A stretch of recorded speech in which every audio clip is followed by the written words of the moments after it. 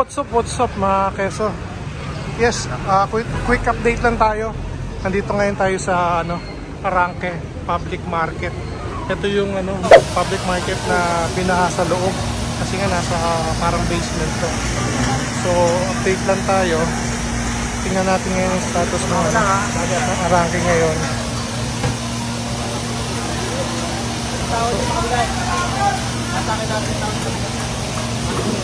Ayan, ito na yung loob ng Arangke.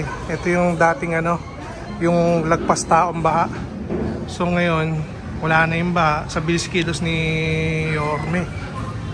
Ayan, dati lagpas tao daw dito. Ayan, abot hanggang dundo yung nito, yung baha. So ngayon wala na, agarang ni Yorme. Pinatanggal tong yung baha dito sa loob. Ang sabi nila, within nung makaraang administrasyon, pag binaba daw dito, isang linggo, mahigit na isang linggo ang naabot. Pero kay Yorme, nung naupo si Yorme, kung kailan lang to na binaha nung nakarang araw, ayun na, wala pang 24 oras, wala na yung baha dito. So ito yung kabuuan ng public market ng Arangke. So hindi nga operation sila ngayon dahil nga Biyernes. So umaga lang ata sila merong dito, merong paninda. So ngayon wala, yung iba lang merong paninda rito. So mag-interview tayo ng ilang mga nagtitinda rito. Update ako. Sir, magandang hapon. Mga nakarang araw po sir, bumaha po tayo dito. Lagpas po tao sir yung baha dito. Agarang kumilos ang ating mahal na Mayor Isko Moreno Dumagoso sir. Ano po masasabi niyo po ngayon? Actually, kayo, matagal kayo nakasama ni Yorme. Lahat ng mga ginamit namin dito, lahat ng mga empleyadong na-deploy dito, matagal na nag-e-exist. Nung nakaraang taon, ibang administrasyon, nangyari din to mabagal. Wala kaming ibang ginawa, wala kaming bagong makinang ginamit, wala kaming bagong empleyadong kinuha, ang pinagkaiba lang leadership. Diba? Alam niyo yan lahat. Leadership lang ang pinagkaiba. Posible pa lang mabilis, posible pa lang agarang aksyon. Yan ang pinagkaiba pag yung leader natin talaga dedikado sa trabaho. Sir, ano po yung naging command sa inyo ni Yorme nung nagkaroon ko ng accident? Ang ginawa ni Yorme, dinivide yung mga director into sections, binigay sa amin yung clear responsibility namin para yung chain of command maayos, and ang marching orders namin within 24 hours makapasok yung mga stall owners natin. Actually, yung nakakasip yung baha dito, yung biglaan, to tell you the story gabi na kasi binaha. Wala namang nakaisip na biglang tataas yung tubig. Di ba biglaan, kaya nag-alarman yung mga phone natin, di ba biglang nag-red. So dito sa recto, biglang tumaas yung tubig. Kahit napakarami nating pump, kung dito pa lang sa kalye, dito na yung tubig, wala tayong magagawa. So biglang tumaas. Buti na lang yung mga stall owners natin, na dirito pa, di sila umuwi, inangat nila yung mga hayop nila. Sir, kumusta naman po yung mga rules and regulations na naman pa, yung regarding po sa mga requirements po, yung mga marinda po? Dito naman okay naman. Actually, hindi ka naman marirenew ng business permit kung non-compliant ka. Okay, pero may order sa amin si City Admin lang. We checked yung mga compliance ng mga permits nila ngayon. So, we are in the process of checking everything pa. Kaya di ko masagot sa inyo kamusta kasi kakasimula lang namin. Pero we're under orders na to check lahat ng permit, lahat ng compliance nila today. Kumusta po kayo ma'am? Okay naman po. Okay naman po kayo.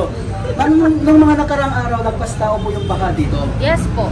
Diba, agarang kumilos ang ating mahal na Mayor Isko Moreno Dumagoso, no? Umupa yung baha. Wala na. Anong masasabi niyo po ngayon kay Yorme Isko?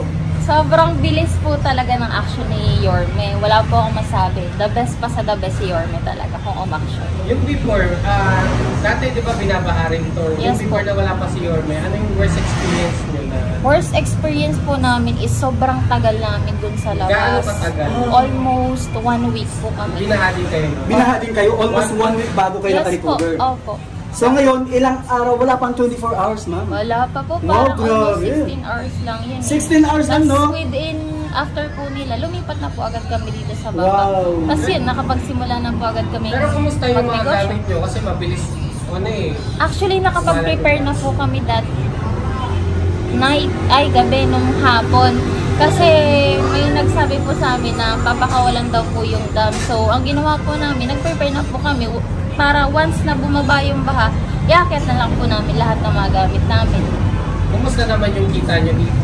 Okay naman po, nakakaraos naman po. So balikan po natin ma'am, no, nung mga nakaraang administrasyon, no, binaha din po kayo. Yes po. So ibig sabihin almost 1 week bago po kayo Opo, nakabalik dito. 1 week po talaga. Yes. Pero ngayon ma'am, binaha po tayo ngayon. Opo. Agarang kumilos sa ating mahal na Mayor Yes Isko po. Moreno Dumaguso. Ma'am, wala pang 24 hours, 16 hours nakabalik po kayo. Yes po. Grabe. As Anong in, so, grabe. sobrang Nakakamiss bilis man, no? po talaga. Sobrang bilis kilos talaga. Kaya isang palakpak naman dyan ma'am sa ating mahal na Mayor Isko Oh, Moreno Dumaguso. hindi lang O, isa. diba? Oh, marami pa, di ba? Marami pa po. Anong Talaga. mensahe niyo po sa ating mahal na Mayor Isko Moreno Ayun, Dumaguso? Yorme, so maraming salamat po sa napakabilis niyo pong aksyon.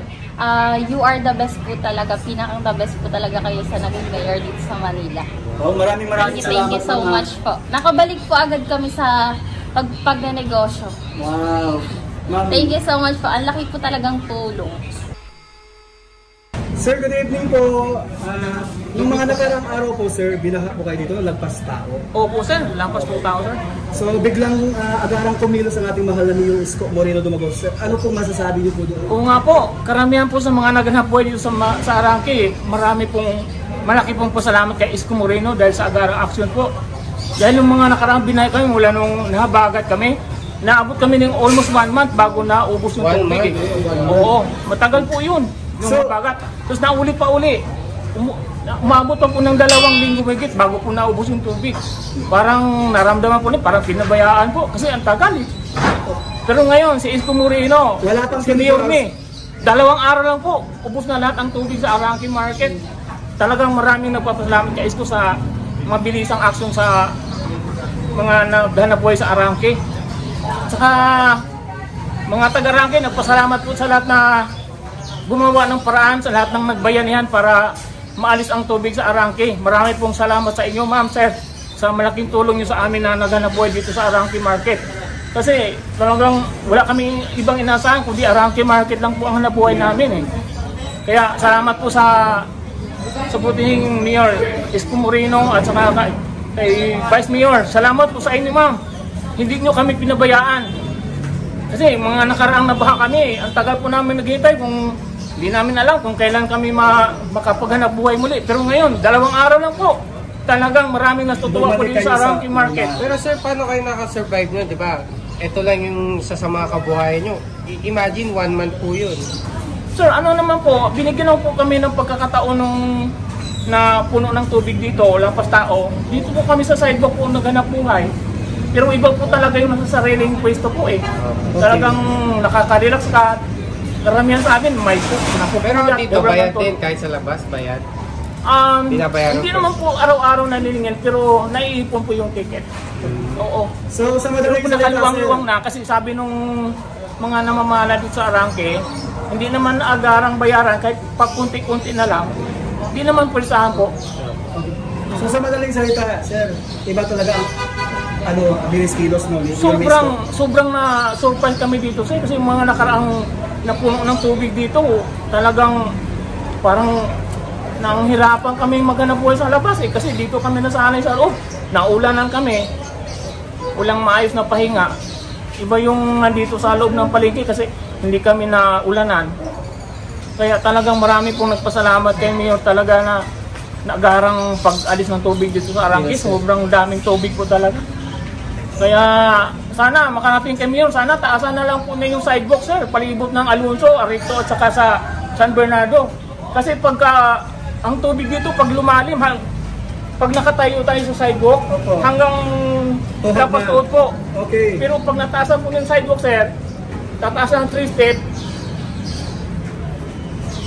hindi na po makakapasok ng tubig. So palibot dito Alonso, Sarito hanggang San Bernardo, pag nataasan po ng 3 steps sir, hindi na po makakapasok ng tubig. Sir, may tanong pa po ako. Sir, mahigit 3 linggo na nungkulan ng ating mahal na Mayor Isko Moreno Dumaguso, sir. Anong masasabi niyo po ngayon sa Maynila ngayon? Talagang nakakagulat sir, biglang luminis ang Maynila. Kaysa tayo magpunta, malinis. Ang Divisoria, sobrang linis po siya. Maluwang na po ang mga naghanap buhay, mga driver. Natutuwa po kay Isko kasi yung mga nakaraang namumuno talagang nahirapan po yung mga jeepney driver na umiikot Kung saan-saan na lang po magmaniobra. Dahil masikip ang Divisoria noon.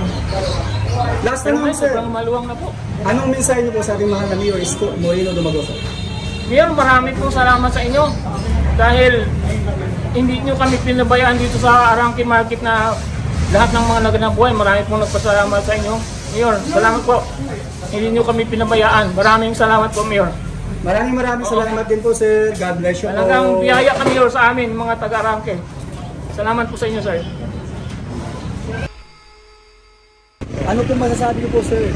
Ay sobrang galing talaga ng ating Yorme kaya talagang lumalabas talaga siya, halos walang pahinga. Kaya sa aming obserbasyon bilang isang mga barangay official, talagang totoong-totoo, talagang naglilingkod, talagang wala kang masasabi sa kanya. Halos hindi na yata natutulog yata ang ating Yorme, no? Talagang makikita mo, talagang lahat pinupuntahan. Halos lahat ng mga request sa kanya, lahat ng ano. Halos wala pang request, talagang nandun na kagad, nangunguna na kagad. Kaya yung bahan namin dito, halos kita mo dahil nasimulan niya yung paglilinis ng mga kanal. Medyo dito sa amin, hindi na masyadong binaba dahil yun ang ginagawa ng barangayan. Okay, sir, may tanong pa ako, sir. Mahigit 3 linggo na po nanungkulan ng ating mahal na Mayor Isko Moreno Dumagoso. Ano pong masasabi niyo po ngayon sa Maynila?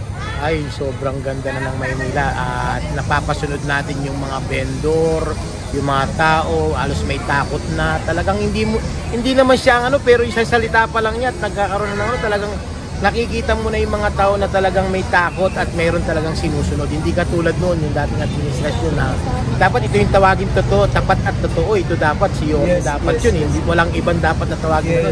Kasi yung dating administrasyon, wala ka naman makikita.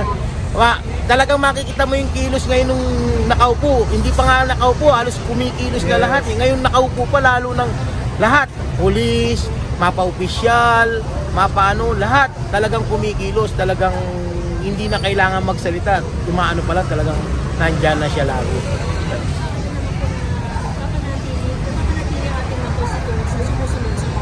Yun nga kasi di ba lagi may paalala, lagi tayong mayroong paalala ng Mio, yung ni Yorme lagi, di ba? Lagi nagpapaalala siya ng advisory. Talagang nakikita natin lagi, talagang hindi mo nga makikita na nagpapangin. Hindi pa natin alam kung natutulog na si Yorme. Kaya halos lahat. Kung makikita mo, natutuwa kami, lalo mga kabarangay namin dito sa Barangay 310, natutuwa kami, talagang yung kilos niya, talagang lahat ng tao mapapasunod talaga sa ginagawa niya, talagang disiplina yung ginagawa ng mga tao dito sa amin. Last tanong, sir, anong mensahe niyo po sa ating mahal na Mayor Isko Moreno Dumagoso? Ang mensahe ko lang po sa ating buting Mayor Isko Moreno, alam naman po namin napakasipag po niya. Pero minsan, isipin din po niya yung kalusugan niya, yung kanyang pangangatawan, yung kanyang ingatan din po niya yung kanyang sarili kasi baka naman po masobran din po ang ating Yorme. Alam naman natin na talagang masipag talaga siya kung sa masipag. Kaya sana po, ingatan niya yung kalusugan niya, lagi po siyang mag-ano sa sarili niya kasi talagang kailangan natin siya. Kailangan tapusin niya po yung buong 3 termino niya sa buong Maynila. Kailangan wag niya po tayong iwanan at ipagpatuloy po niya. Tuloy-tuloy na po ito sana.